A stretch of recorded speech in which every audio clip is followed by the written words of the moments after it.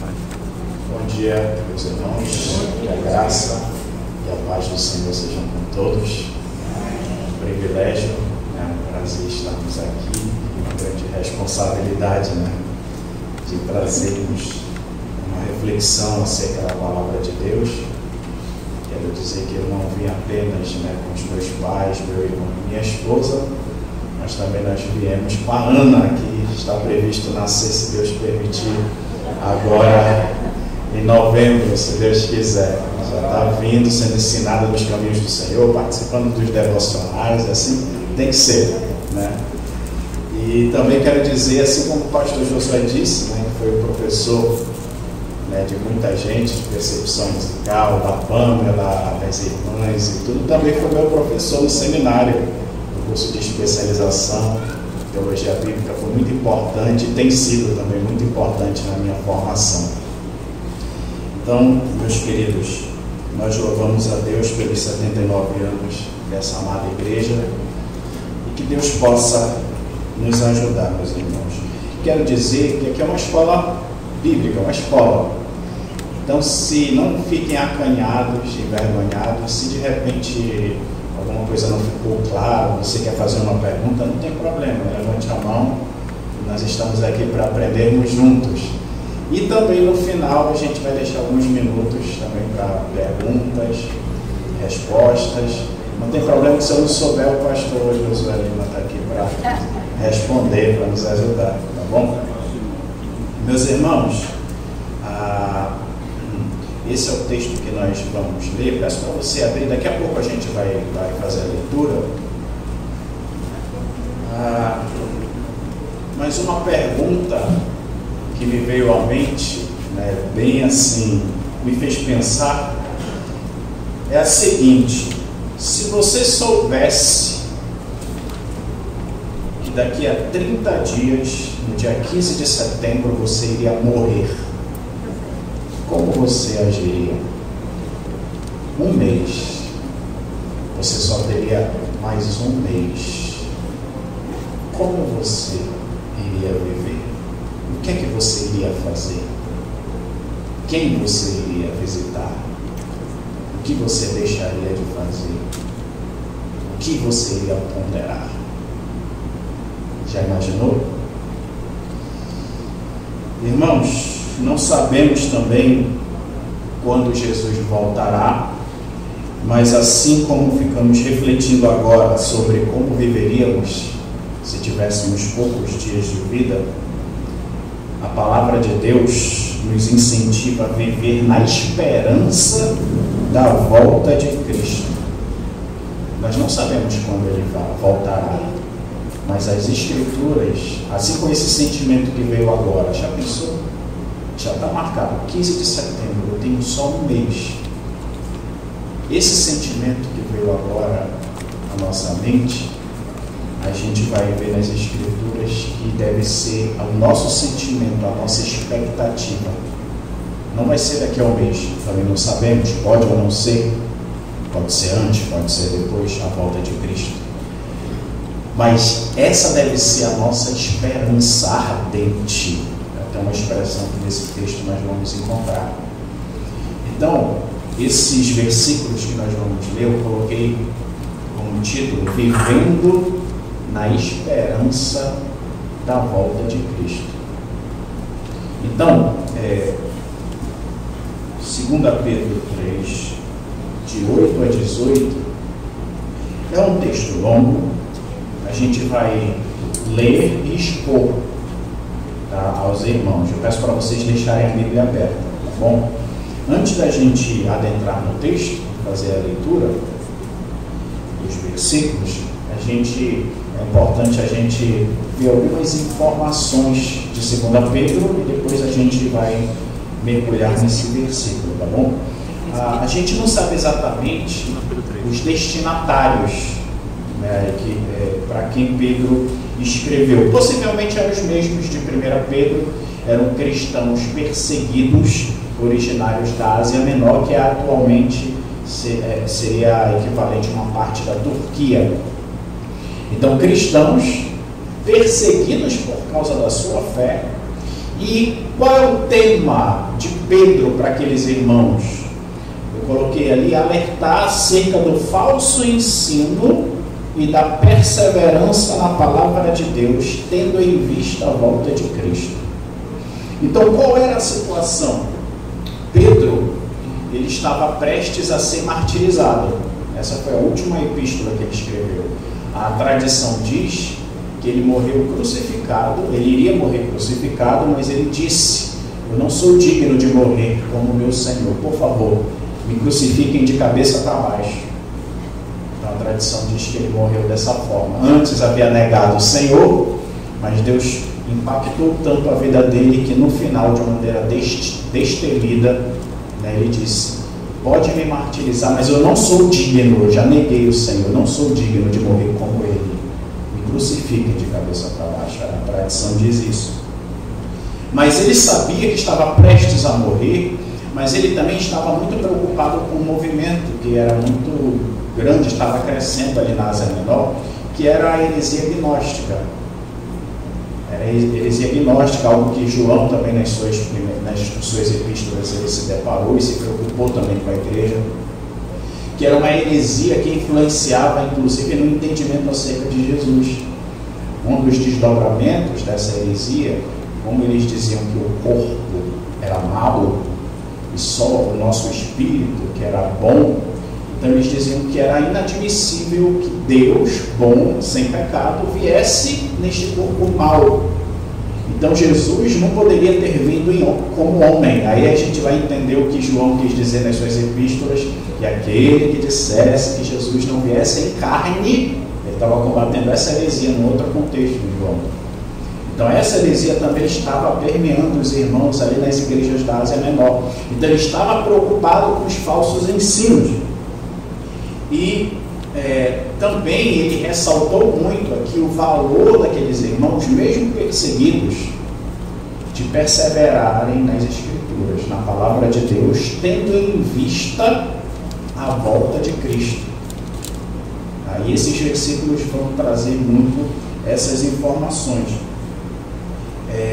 Então, qual é a ideia central do texto? Que é que nesses versículos Pedro está colocando, que a gente vai expor daqui a pouco.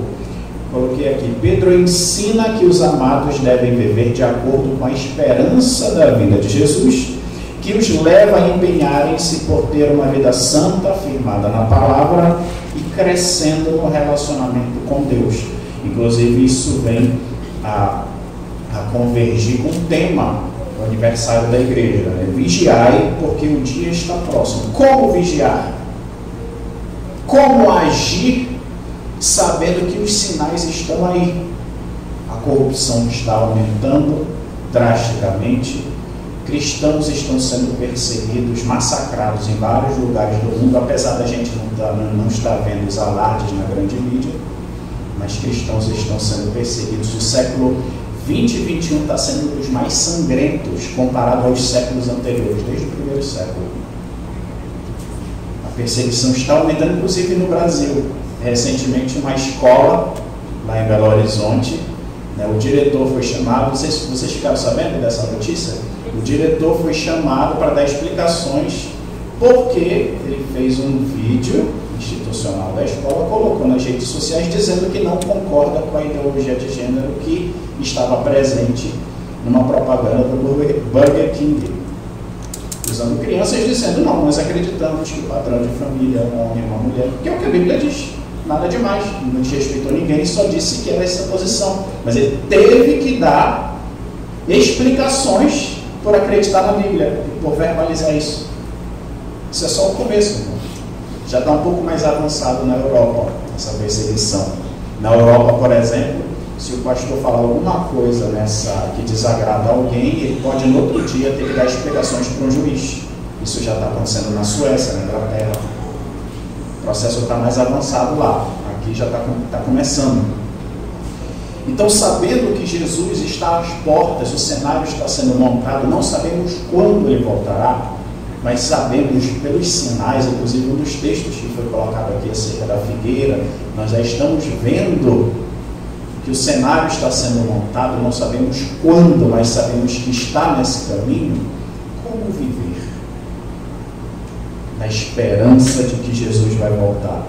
O alvo do nosso sermão é levar a igreja a viver de acordo com os valores do reino de Deus, primando pelo relacionamento genuíno com o Senhor, com Deus, até que Ele venha. Então, até que Ele venha, nós somos chamados a viver de maneira íntegra, a vigiar, a agir de tal forma que a nossa vida expresse que nós desejamos a sua vida. Então, vivendo na esperança da volta de Cristo, eu dividi aqui essa película, esses versículos de 8 a 18, em 4 verdades sobre vivendo na esperança da volta de Cristo. Então, a primeira verdade que eu encontro nos versículos 8 e 9, o fiel deve saber que Jesus é paciente. Então, essa é a primeira verdade. Vamos ler versículos 8 e 9. Eu queria que um irmão ou uma irmã lesse em voz alta, por favor. 2 Pedro 3, 8 e 9. Logo, amados, não se esqueçam disto. Para o Senhor, um dia é como 1000 anos, e 1000 anos como um dia. Na verdade, o Senhor não demora em cumprir sua promessa, como pensam alguns. Pelo contrário, Ele é paciente por causa de vocês. Não deseja que ninguém seja destruído, mas que todos se arrependam. Obrigado. Então, versículo 8, tem uma coisa que eles não deveriam esquecer. Primeiro, Deus não é afetado pelo tempo. Versículo 8 diz: todavia uma coisa, amados. Essa palavra amados é um dos termos que ele usa para aquelas igrejas que estavam sendo fiéis naquele contexto de perseguição. E eles foram amados por Deus. Deus teve misericórdia deles, assim como teve misericórdia de nós e nos tirou da lama do pecado. Nós que nos rendemos ao Senhor. E ele diz: amados, tem uma coisa que vocês não devem se esquecer. Para o Senhor, um dia é como 1000 anos, 1000 anos como um dia. Aqui ele está citando Pedro, o Salmo de Moisés, Salmo 90, versículo 4, que vai justamente dizer isso. 1000 anos aos teus olhos são como o dia de ontem, que se foi, e como a vigília da noite. Irmãos, não devemos nos esquecer de que Deus não conta o tempo como nós, seres humanos falhos e mortais. Se a gente ler os versículos anteriores, muitos estavam pressionando, dizendo: vocês estão falando aí que Jesus já vai voltar e não está voltando. E aí, inclusive nos dias de hoje, não sei quantos já escutaram isso, vocês crentes ficam dizendo que Jesus vai voltar e não veio até agora, não sei quantos já ouviram, né? Então isso já era comum no primeiro século. Mas o que é que Pedro está dizendo?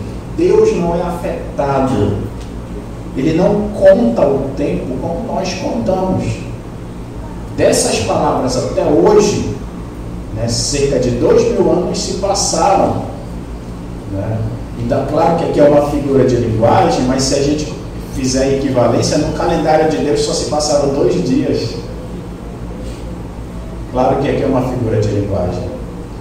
Então, Ele voltará no tempo determinado por Ele. Ele já determinou esse tempo. Só que nós não sabemos. E ninguém pode marcar. Inclusive, desconfie de quem marcar a volta de Cristo. E muita gente vai marcando a volta de Cristo. Desconfie, porque isso é exclusividade. Essa informação é de exclusividade única do Senhor. Deus não é afetado pelo tempo. Nós ficamos angustiados com atraso. Para nós é atraso. Mas, irmão, já ouviram aquela frase? Deus tarda, mas não falha? Já ouviram? Ela é mentirosa, irmãos. Deus não tarda. Ele age no tempo certo. Para nós ele tarda. Para nós ele pode atrasar. Mas para ele não. Ele age sempre no tempo certo. E o tempo certo é o tempo que ele determinou para a sua vinda.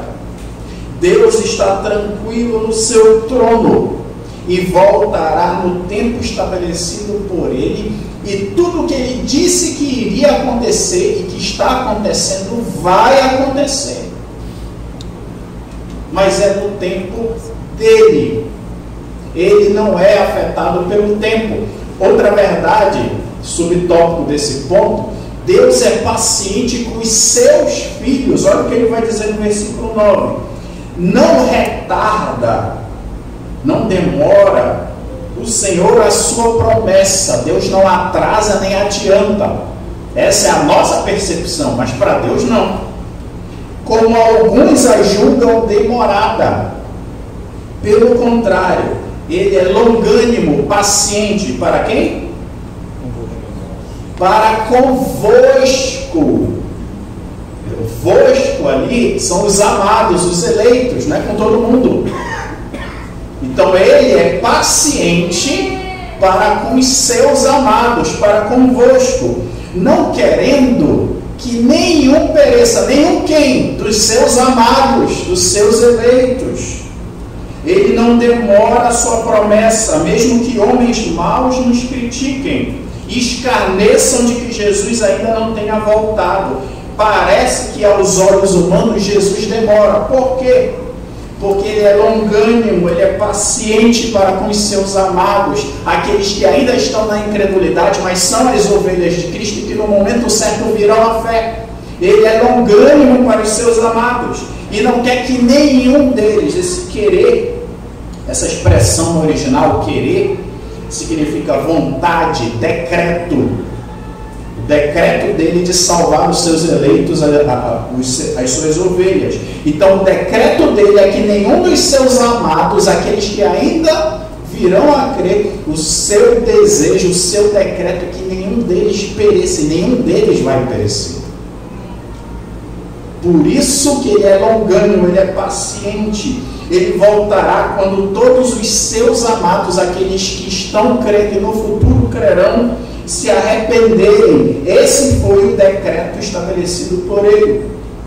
Por isso, como igreja, nunca devemos nos cansar de testemunhar, de pregar o Evangelho. O pastor Josué falou acerca da importante atuação desta igreja, pregando o Evangelho, abrindo novos trabalhos em diversos lugares, sustentando, abençoando missionários que estão também pregando o Evangelho, e vidas estão sendo ganhas. Nunca devemos deixar de pregar, de investir, porque os amados de Deus, Ele é paciente, e até que se complete o número daqueles que irão crer, Ele é paciente e vai aguardar, e o calendário é dele.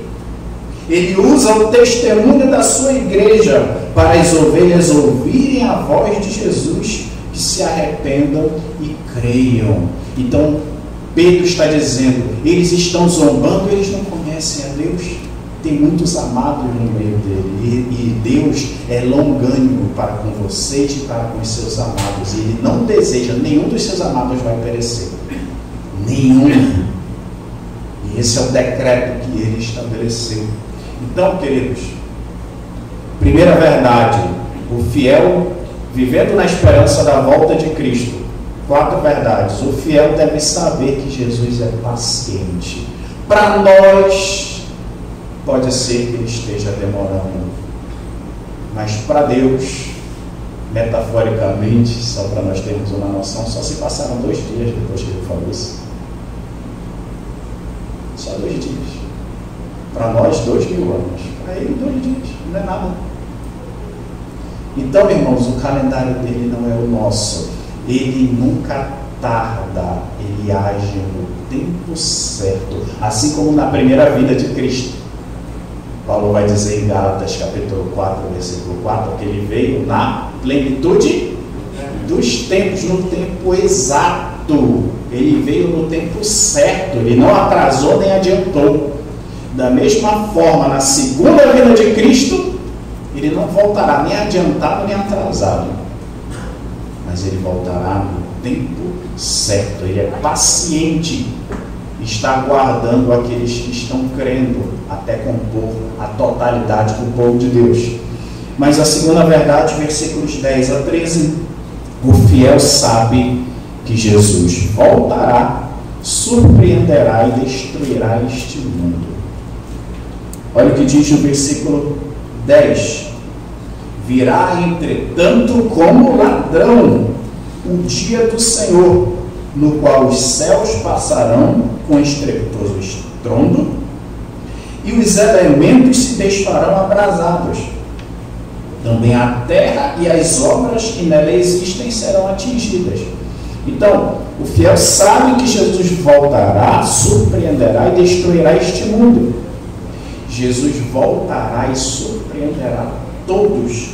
O texto diz que ele virá como um ladrão. Pedro está fazendo alusão a uma palavra de Jesus lá em Mateus 24, que usa essa figura de linguagem. Jesus voltará de surpresa, assim como um ladrão que não avisa quando vai assaltar. Acontece. Infelizmente a gente vive num país em que a violência tem crescido. Tem crescido. Então, o dia do Senhor, essa expressão quer dizer o dia que Ele estabeleceu para voltar. Então, será um dia glorioso aos crentes, mas terrível e de juízo aos ímpios. O mundo como conhecemos será renovado com fogo purificador. O mundo caído em pecado como conhecemos será totalmente destruído e será renovado. Então, irmãos, ele diz, ele virá de surpresa para muitos, será como um ladrão, mas quando ele voltar, este mundo que nós conhecemos, ele vai ser purificado pelo fogo. Aí uma pergunta: sabendo que Jesus voltará e surpreenderá todos, como devemos viver então sua vinda? Versículos 11 e 12. Somos chamados a sermos santos, esperando a volta do Senhor, pois Deus destruirá este mundo. Versículo 11. Visto que todas estas coisas hão de ser assim desfeitas, deveis ser tais como os que vivem santo procedimento e piedade. Versículo 12. Esperando e apressando a vinda do dia de Deus, por causa do qual os céus incendiados serão desfeitos e os elementos abrasados se derreterão. O mundo será destruído e renovado. Versículo 11 diz: todas estas coisas hão de ser assim desfeitas. Aquele mundo em que o cristão era perseguido simplesmente por ser cristão, em que as pessoas zombavam da sua fé. Aqui no nosso contexto, em que o fato de você reafirmar uma verdade bíblica, se você fizer isso nas redes sociais, você corre o risco de ser cancelado, né? Uma palavra da moda. Só porque você cita as Escrituras, só porque você reafirma os valores do reino. Esse mundo injusto, corrupto, distante de Deus, está reservado para o fogo. Está reservado para o fogo. Então, como devemos viver? Sabendo que a nossa esperança não está nesta vida, sabendo que a nossa esperança não está neste mundo, não está nos planos econômicos, políticos, sociais, projetos pedagógicos. Qual é a nossa esperança? Como devemos viver sabendo que tudo isso tem um prazo de validade no calendário de Deus? Aí ele vai dizer: deveis, final do versículo 11, deveis ser tais como os que vivem em santo procedimento, uma conduta, um modo de vida, um estilo de vida santo, separado. Separado, irmãos, nós temos de ser diferentes. Nós temos de ser diferentes. O texto diz: em santo procedimento e piedade. Piedade, vida piedosa, respeito, reverência. A nossa vida como discípulo de Cristo deve expressar uma vida de transformação. Antes de eu aprofundar isso, parece que há uma contradição aqui no versículo 12. Esperando e apressando a vinda do dia de Deus. Porque eu acabei de dizer que Deus já estabeleceu um dia e Deus não atrasa, né? Nem adianta. Mas aqui parece que é possível a gente apressar a vinda de Deus, ou seja, a igreja age e Deus pode dizer, como a igreja está agindo como eu quero, então aqui eu vou atrasar ou adiantar. Só que a Bíblia não foi escrita em língua portuguesa, né? A expressão utilizada aqui no grego, esperando e apressando, significa aguardar ansiosamente, ansiar por, desejar como se quisesse acelerar. Não que esse poder está na igreja. A igreja não tem o poder de acelerar nem de atrasar a vinda de Cristo. Na verdade, a expressão aqui, talvez a tradução não soube captar, se bem que a Nova Versão Internacional já coloca numa nota de rodapé esse item que ali a ideia é esperar ansiosamente, essa é a ideia. A ideia é, vivam de tal forma, esperando tanto a vinda de Cristo, vivam tanto como se com isso você pudesse acelerar. Não quer dizer que a gente faz isso.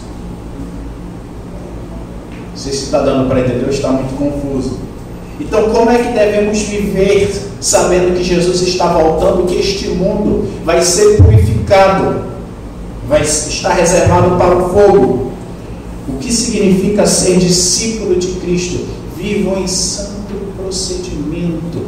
Irmãos, a gente está vivendo dias, eu me recordo agora das palavras de João em Apocalipse. Quem é limpo, limpe-se mais. Quem é sujo, suje-se mais. A gente precisa decidir e não ficar cocheando entre dois pensamentos. Ser discípulo de Cristo não é simplesmente preparar uma roupa bonita e vou agora vestir minha roupa de crente e vou participar dos cultos. Irmão, ser discípulo de Cristo não é isso. É muito mais que isso. Claro que é muito bom a gente se ajeitar para cultuar ao Senhor junto com os irmãos, é maravilhoso. Ser discípulo de Cristo, ser crente, é viver em santo procedimento todos os dias, toda hora. Irmãos, a gente vem aqui para esse recinto, né? Aqui não é a casa de Deus. A Bíblia diz que nós é que somos a casa de Deus. Quando a gente vai para um retiro, a casa de Deus está se reunindo num outro lugar. Aqui a casa de Deus está se reunindo neste local. Nós que somos a igreja. Mas ser discípulo de Cristo, viver na esperança da vinda de Cristo, desejando ardentemente a sua volta, a sua vinda, significa que a minha vida é um culto a Deus. Eu não sou um hipócrita, que eu pareço crente só quando eu estou diante dos outros. Quando terminar o culto, nós formos para o almoço, quando chegarmos em casa, na forma como a gente trata a nossa esposa, como você trata seu marido, seus filhos, se você é obediente ou não aos seus pais, na escola, na universidade, no trabalho. Vivam em santo procedimento e com piedade, todos os dias, toda hora. Aqui nós não começamos o nosso culto. O nosso culto, como Paulo vai dizer, a nossa vida é um culto a Deus, é o nosso culto racional. Sabe quando começou o nosso culto? Quando nós fomos alcançados pela graça de Deus, quando Ele nos regenerou. Ali começou o nosso culto. A nossa vida tem que ser um culto em sacrifício vivo, santo e agradável a Deus. Pastor, e o que é que a gente faz quando a gente se reúne? A gente continua o nosso culto, que é a nossa vida, agora junto com outros irmãos. E quando a gente terminar aqui esse momento, esse estudo, aí a gente vai continuar o nosso culto, a nossa vida deve cultuar a Deus com uma vida de santo procedimento e piedade, agora almoçando, colocando uma outra roupa mais leve por causa do calor, colocando uma bermuda, cultuando a Deus. Ou você vai brincar com seu filho, está cultuando a Deus. Aí à noite, a gente vai continuar o nosso culto agora de novo, de forma coletiva, para cultuarmos juntos, porque essa é uma ordem de Deus. Depois, quando terminar o culto da noite, a gente volta para nosso lar, nossa casa, cultuando a Deus com a nossa vida, com o nosso procedimento, porque a gente está tendo em vista a sua vinda. Essa é a ideia que Pedro está colocando aqui nesses 2 versículos. Esperando e apressando. Não quer dizer que podemos atrasar ou adiantar a volta de Cristo, mas reiterando, devemos viver de tal forma agradável a Deus que desejamos ardentemente que Jesus volte. A nossa vida deve expressar: Senhor Maranata, venha logo. Essa é a ideia que Pedro está colocando.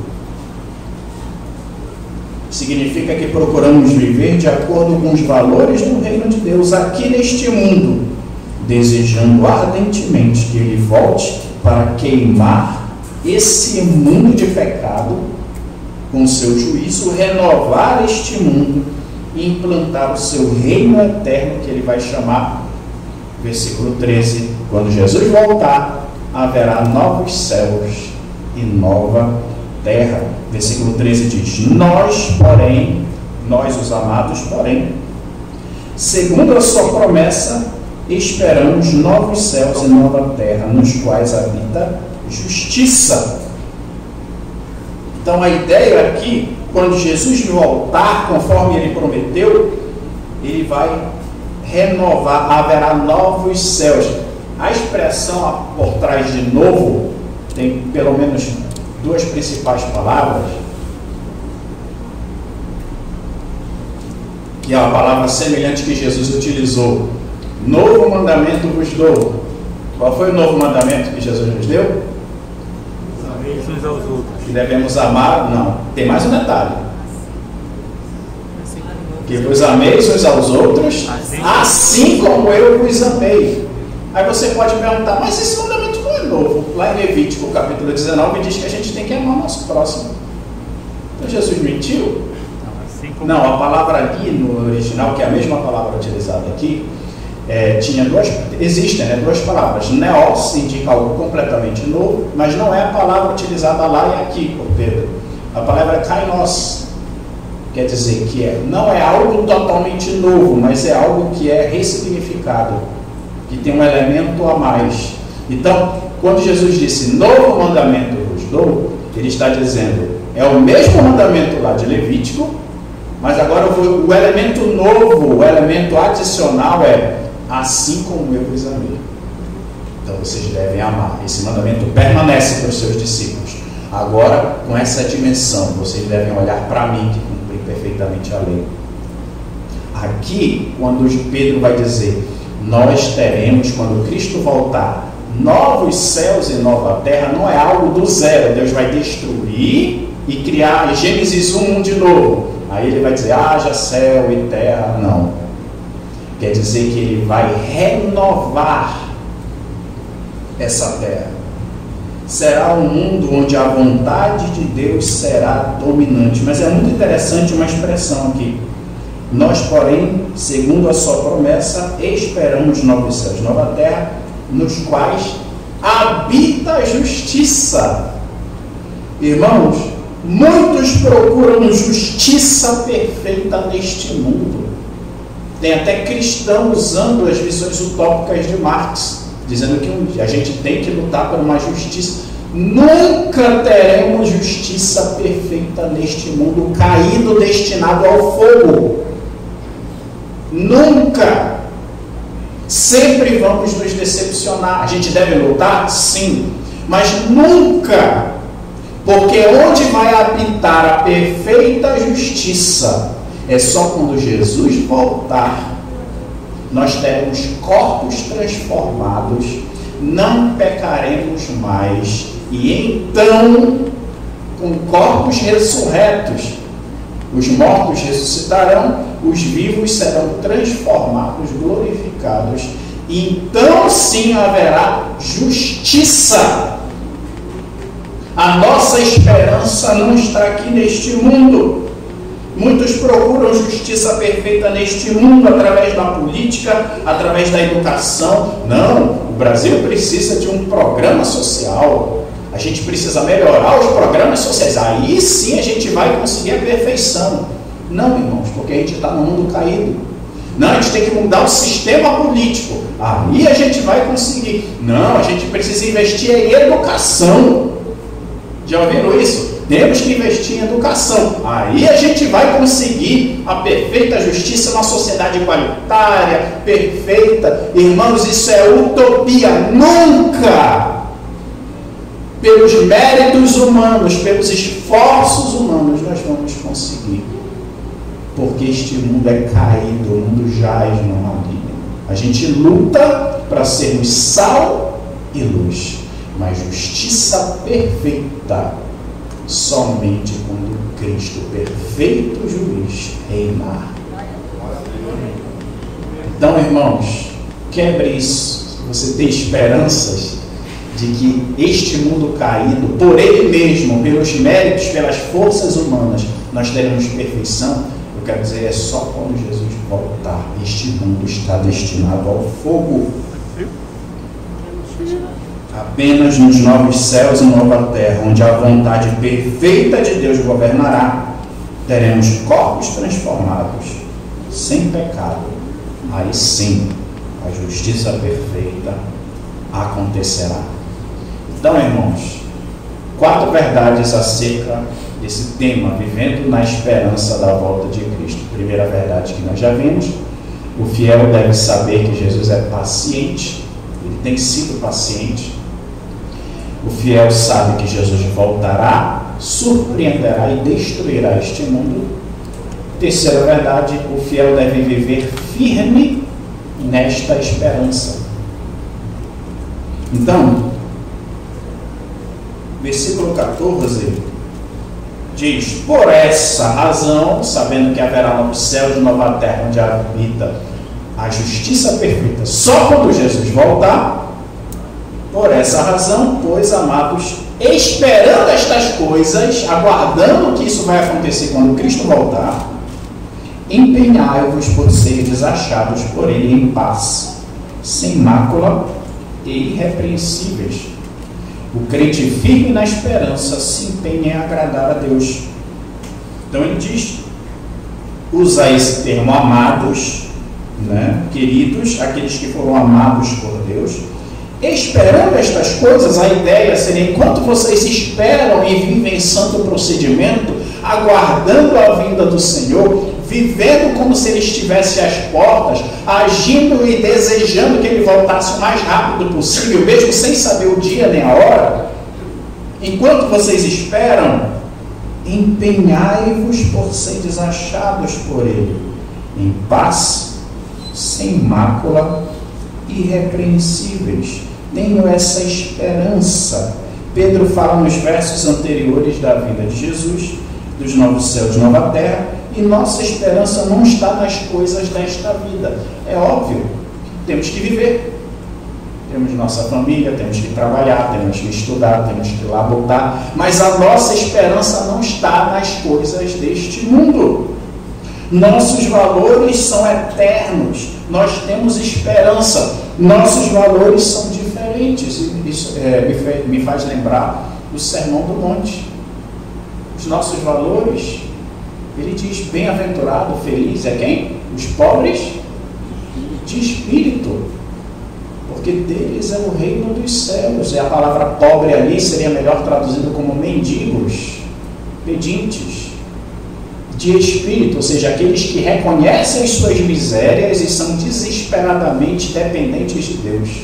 É isso que quer dizer, os pobres de espírito. Então, esses que são extremamente dependentes de Deus, que são alcançados pela graça de Deus, aí Jesus vai dizer, o reino de Deus pertence a esses, que reconhecem as suas misérias, né, e que me recebem verdadeiramente.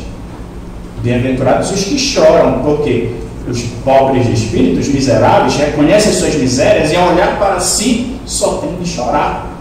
Senhor, tem misericórdia de mim, mas esses serão consolados. No novo céus, nova terra, não haverá mais lágrima. Toda lágrima será enxugada. Então, os nossos valores são diferentes deste mundo sem Deus. São os mansos, aqueles que acatam a palavra de Deus com mansidão. Eles vão herdar a terra. Isso vai se cumprir no novo céu, nova terra. Vamos viver para sempre com o Senhor. Esses são os valores. Então, o crente firme na esperança se empenha em agradar a Deus. E versículos 15 e 16, um crente firme na esperança se firma na paciência do Senhor e tende por salvação a longanimidade. De novo ele falando da paciência de Deus para com os seus amados.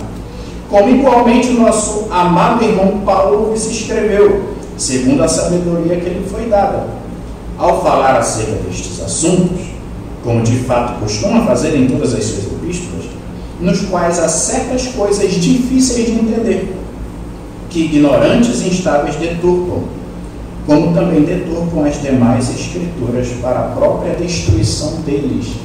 Então Pedro está dizendo que muitos daqueles que criticavam, que não acreditam nisso, que a sua esperança está nessa vida, estavam deturpando as escrituras. Ele dá o exemplo de Paulo, estão deturpando o que Paulo escreveu, inspirado pelo Espírito Santo. E Paulo escreveu também sobre esse assunto da volta de Cristo. A gente podia escolher vários textos aqui, né, como 1 Tessalonicenses, 2 Tessalonicenses. Paulo fala, dá detalhes da vida de Cristo.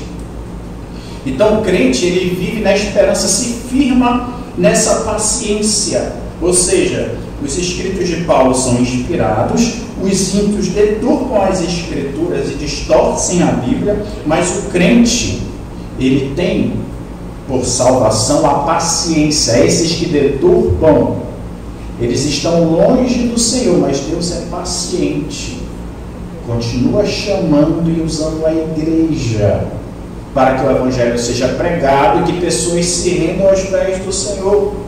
Nós nos firmamos na esperança da palavra de Deus e rejeitamos os falsos ensinos. Sobre isso, o próximo tópico a gente vai falar um pouco mais. Então, irmãos, vivendo na esperança da volta de Cristo, existem 4 verdades. O fiel deve saber que Jesus é paciente. O fiel sabe que Jesus voltará, surpreenderá e destruirá este mundo. E o fiel deve viver firme nesta esperança. E o último ponto, o fiel deve viver firmado na palavra. É dessa forma que a gente vai vigiar. Então, versículo 17. Vós, pois, amados, ao contrário daqueles que estavam deturpando as Escrituras, prevenidos como estáis de antemão, acautelai-vos, tenham cuidado, não suceda que, arrastados pelo erro desses insubordinados, decaiais da vossa própria firmeza. O fiel tem cuidado para não cair no falso ensino. Acautelai-vos. A palavra aqui quer dizer guardem, vigiem. Somos chamados para sermos prevenidos e cuidadosos.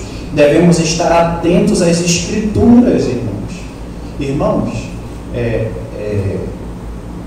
muito comum, acho que você já escutou isso, uma pessoa especialista em reconhecer que uma cédula é falsa. Para ela saber que uma cédula é falsa, ela primeiro é especialista ao reconhecer a cédula verdadeira, não é isso? Ela é especialista, sabe de todas as características daquela cédula, daquele sinal, daquelas marcas, não é verdade? Aí quando ele se depara com uma cédula falsa, aí ele diz, não é falso. Como é que ele sabe identificar rápido? Porque ele conhece a verdadeira.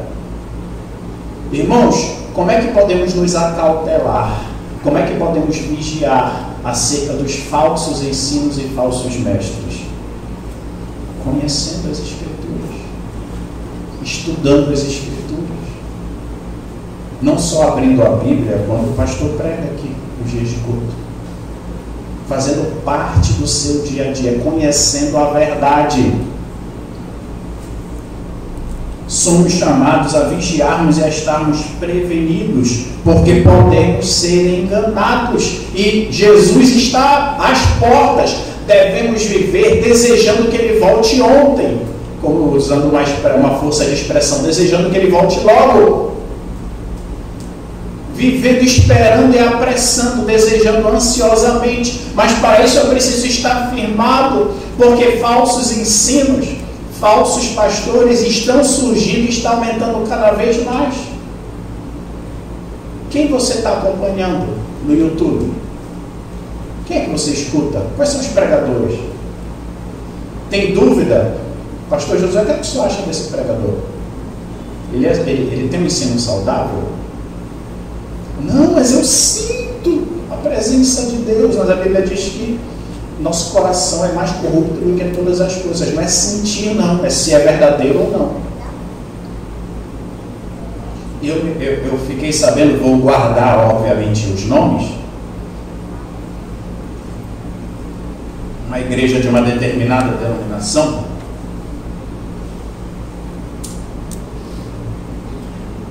que um membro da igreja decidiu viver um relacionamento homoafetivo. Então, foi disciplinado pela igreja. E a gente sabe que, biblicamente, disciplina não é punição, isso é o último caso. Disciplina visa restauração, o apoio, essa é a visão bíblica de disciplina. Então, ele estava sendo acompanhado. Vamos ajudar, meu irmão, na sua dificuldade. Mas ele se rebelou, saiu. Pouco tempo depois, ele continuou no mesmo estilo de vida e pediu na Assembleia para ser apreciado, para ele retornar como membro, mesmo vivendo um estilo de vida contrário aos padrões de Deus. Claro que não passou, a Assembleia rejeitou. Só que sabe o que me preocupou? Uma igreja na região metropolitana de Belém. É que ele foi rejeitado por uma diferença de 1%, mais ou menos. 51% da igreja foi contra, aproximadamente 49% a favor de tê-lo como membro. Sabe por quê? Porque eu não conhecia a cédula verdadeira, não conhecia as Escrituras. Estavam se guiando pelos valores de Satanás do mundo e não da palavra de Deus. A gente precisa conhecer as Escrituras. Ou então, no primeiro semestre, um pastor famoso que disse que tem muita coisa nas Escrituras que não são mais aplicáveis, que a gente precisa atualizar a Bíblia. Ed Renekiewicz, se não falo mesmo, um dos mentores da teologia da missão integral, tem um viés marxista, pelo menos aqui no Brasil, e ele dizendo, não, a gente precisa atualizar a Bíblia. A Bíblia precisa ser atualizada. Ele tentou dar as explicações, o segundo vídeo é pior, eu assisti os 2 vídeos, já estou até copando. Eu disse, vamos ver, de repente a gente entendeu errado, tirou do contexto, né? Vamos assistir o vídeo completo? Então vamos assistir. Eu comecei a explicar os termos que ele estava utilizando, que alguns são do liberalismo teológico e tudo. Aí eu disse, vamos assistir o segundo vídeo, a explicação que ele dá. Assisti, da mesma forma, piorou a situação. Mas ele fala muito bem, é muito inteligente? É, muito inteligente, fala muito bem, muito articulado. Mas muitos estão sendo levados, irmãos. Leia as Escrituras. Tem dúvida sobre alguém? Chama o pastor José. Pastor, eu estou gostando muito de ouvir as pregações desse pastor aqui. O que é que o senhor acha? Já que Deus colocou o senhor para nos orientar, peça ajuda, peça apoio. E se ele disser, olha, eu não recomendo muito, irmãos, evite, acate. Porque a Bíblia diz que os pastores foram colocados para velar pelas nossas almas. Não brinque com isso, irmãos. Não brinque com isso. O fiel tem cuidado para não cair no falso ensino. Isso faz parte da vigilância, porque o tempo está próximo. O tempo está próximo. O fiel busca crescer em Deus. Primeira parte do versículo 18. Antes, crescei na graça e no conhecimento de nosso Senhor e Salvador Jesus Cristo. Graça e conhecimento são qualidades que Cristo outorga. Fomos salvos pela graça por meio da fé em Cristo. E também Deus abriu os nossos olhos e nós conhecemos a Deus. Conhecimento não é algo só intelectual. Conhecimento é intimidade, relacionamento. Vocês se lembram que Jesus falou no dia do juízo final? Ele disse que vai acontecer lá em Mateus capítulo 7. Muitos irão me dizer, Senhor, Senhor, se lembra desse texto? Senhor, Senhor, em teu nome nós profetizamos, nós pregamos, nós fizemos milagres e tal. Aí Jesus vai dizer, apartai-vos de mim, vocês que praticam a iniquidade. Aí Jesus vai dizer uma palavra, uma expressão no final: nunca vos conheci. Conhecer ali, não é que Jesus não sabia quem eles eram. Claro, ele é Deus, ele sabe todas as coisas. Quando Jesus vai dizer para muitos religiosos: eu nunca vos conheci, Jesus está dizendo: eu nunca tive um relacionamento genuíno contigo. Você só ia para a igreja. Isso foi até usado algumas vezes, porque Deus usou até uma mula, né? Deus usa quem Ele quer. Mas Ele diz: eu nunca vos conheci. Vocês nunca tiveram um relacionamento genuíno comigo. Crescer na graça e no conhecimento é nesse relacionamento com Deus. Irmãos, vida cristã é relacionamento, não é simplesmente participar de rituais, apesar dos rituais terem a sua importância didática.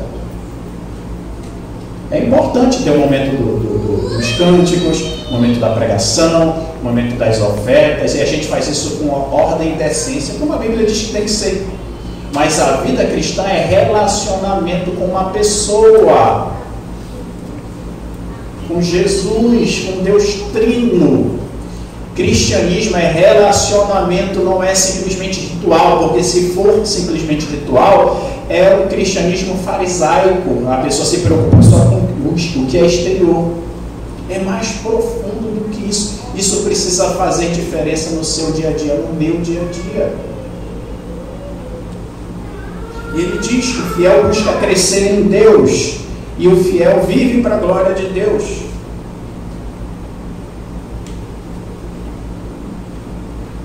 Ele vai dizer aqui: a Ele seja a glória, tanto agora como no dia eterno.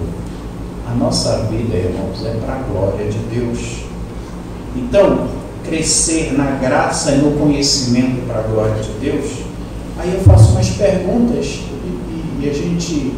e outra coisa, irmãos, pregação não é falar coisa nova, viu? O pastor prega para relembrar o que a gente deve saber. Então, como você tem lidado com as Escrituras, com a Bíblia? Você tem feito o seu devocional todos os dias? Eu não estou falando de reservar 1 hora, cada um tem o seu ritmo, o seu tempo, é um tempo. Reserve um tempo, reserve uns minutos, todos os dias. Faça o seu devocional. Como está a sua vida de oração? E a minha vida de oração? Você, marido, lidera a sua família de acordo com a palavra de Deus? Você, esposa, tem apoiado o seu marido na condução da família? Você, filho e filha, tem glorificado a Deus obedecendo seus pais? Somos chamados a crescer na graça e no relacionamento com Deus, pois os dias são maus. Precisamos estar preparados para a volta do Senhor. Nossa vida deve ser para a glória de Deus, agora e como será na sua volta no dia eterno. Então, irmãos, vivendo na esperança da volta de Cristo, caminhando para o final. Aí a gente abre uns minutos para os irmãos, se tiver alguma dúvida, algum questionamento, tá? A primeira verdade que nós vimos: o fiel deve saber que Jesus é paciente. O fiel sabe que Jesus voltará, surpreenderá e destruirá este mundo. O fiel deve viver firme nesta esperança. O fiel deve viver firmado na palavra. Então, recapitulando as aplicações, Deus não é afetado pelo tempo, mas Ele vai voltar no tempo que Ele determinou. Jesus é paciente com os seus filhos, por isso que a igreja deve continuar pregando o Evangelho, porque as ovelhas ouvirão a voz de Jesus por intermédio da igreja. Jesus voltará e surpreenderá a todos, virá como um ladrão. Não podemos marcar o dia nem hora, mas podemos perceber que está próximo. Assim como quando solteiro, na casa dos nossos pais, tínhamos 2 jambeiros, né? Quando começava a criar aquela flor, a gente já sabia que em pouco tempo vinha o jambo. Então Jesus usa mais ou menos essa metáfora, utilizando outra árvore, a figueira, para dizer que a gente consegue ver que o tempo está se aproximando. Não podemos precisar o dia e a hora, mas Ele voltará. Ele voltará. Somos chamados a sermos santos, esperando a volta do Senhor, pois Deus destruirá este mundo. Nossa esperança não tem que estar nas coisas deste mundo. Quando Jesus voltar, haverá novos céus e nova terra, onde de fato habitará a justiça. O crente firme na esperança se empenha em agradar a Deus. O crente firme na esperança se firma na paciência do Senhor. O fiel tem cuidado para não cair no falso ensino. O fiel busca crescer em Deus. E o fiel vive para a glória de Deus. Então, meus irmãos, vamos buscar vigiar, porque o dia está próximo. Viver uma vida santa, buscar nos livrar de pecados. Se tem uma área na sua vida que você está desagradando a Deus, peça para o Senhor para se libertar. O dia está próximo. Está tendo dificuldade sozinho? Busque um irmão mais maduro, busque a ajuda do pastor. Nós não estamos aqui para como Jesus fez, né? Jesus, ele não pisava na cana quebrada, né? Ele restaurava. E a nossa ideia é ajudar os irmãos. Tem alguma dificuldade? Procure um irmão mais maduro, uma irmã mais madura, procure um pastor.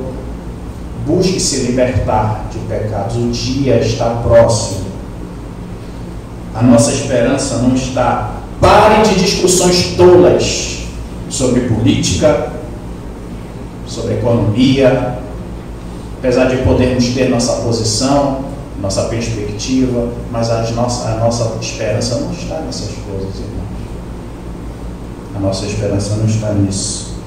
A nossa esperança deve estar na volta de Cristo, quando haverá novos céus, nova terra, onde viveremos sem pecado, num estado perfeito, com a verdadeira justiça, para a glória de Deus. Amém, meus filhos?